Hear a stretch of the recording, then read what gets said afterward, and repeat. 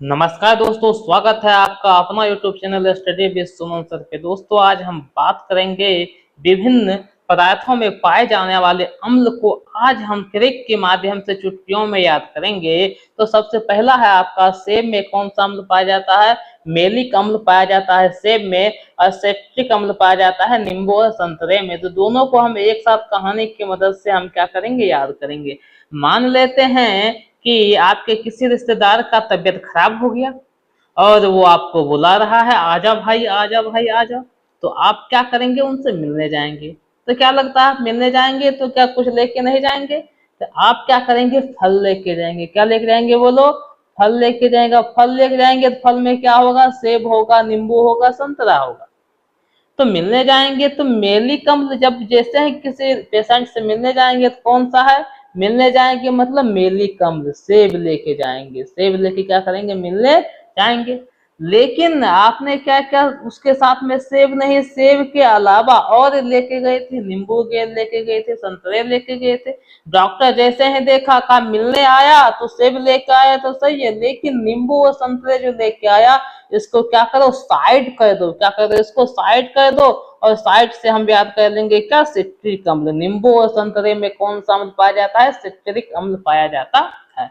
अब बात करते हैं यहाँ पे विटामिन सी। विटामिन सी का क्या मतलब हुआ? खट्टे पदार्थ जो है उसमें पाया जाता है विटामिन सी, और उसमें पाया जाता है एस्कॉर्बिक अम्ल। अब विटामिन सी को हम रिलेट करेंगे पानी पूरी से। पानी पूरी में जो पानी होता है वो क्या होता है? खट्टा होता है।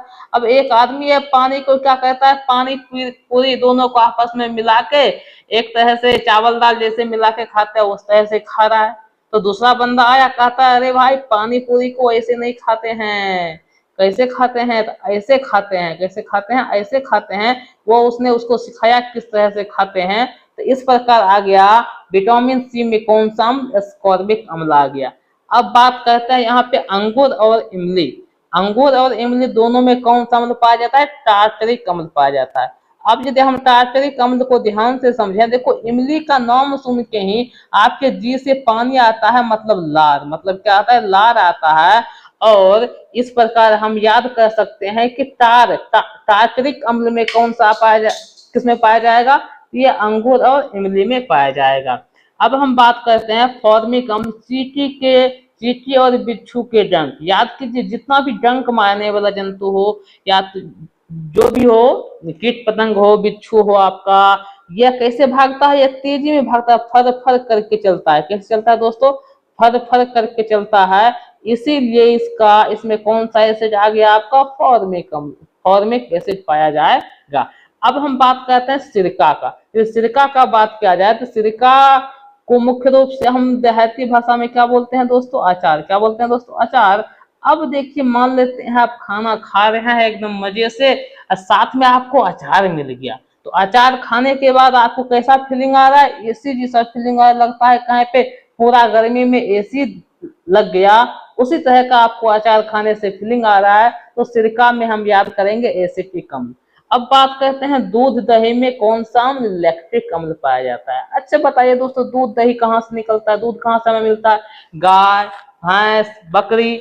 अब बकरी के स्तन से मिलता है। कहाँ से मिलता है? थन से मिलता है। और थन क्या होता है? नीचे में लटकते रहता है। तो हम इस प्रकार याद करेंगे कि दूध या दही से कौन सा अम्ल पाया जाएगा? लैक्टिक अम्ल पाया जाएगा। अब हम बात करते हैं चाय। चाय में कौन सा अम्ल पाया जाएगा दोस्तों? चाय में पाया जाएगा टेनिक अम्ल। अब बताइए चाय में होता क्या है? चाय पीने से हल्का हमको एनर्जी आता है। जब एनर्जी आता है तो हम क्या करने लगते हैं? टन टन करने लगते हैं। टन टन का मतलब क्या हो गया? टेनिक अम्ल हो गया। अब बात करते हैं पालक और टमाटर। आप यदि बाजार गए होंगे तो वहां पे आप सुने होंगे, बोलता है आके ले जाओ, पालक ले जाओ, टमाटर ले जाओ, आके ले जाओ। मतलब कौन सा अम्ल? ऑक्जेलिक अम्ल। उसके बाद है यहाँ पे तेल या वसा। तेल या वसा से स्पष्ट है फैटी एसिड है, तो इसमें वसीय अम्ल पाया जाएगा। तो कोई दिक्कत नहीं है, तो आपको ऐसे भी याद हो जाएगा।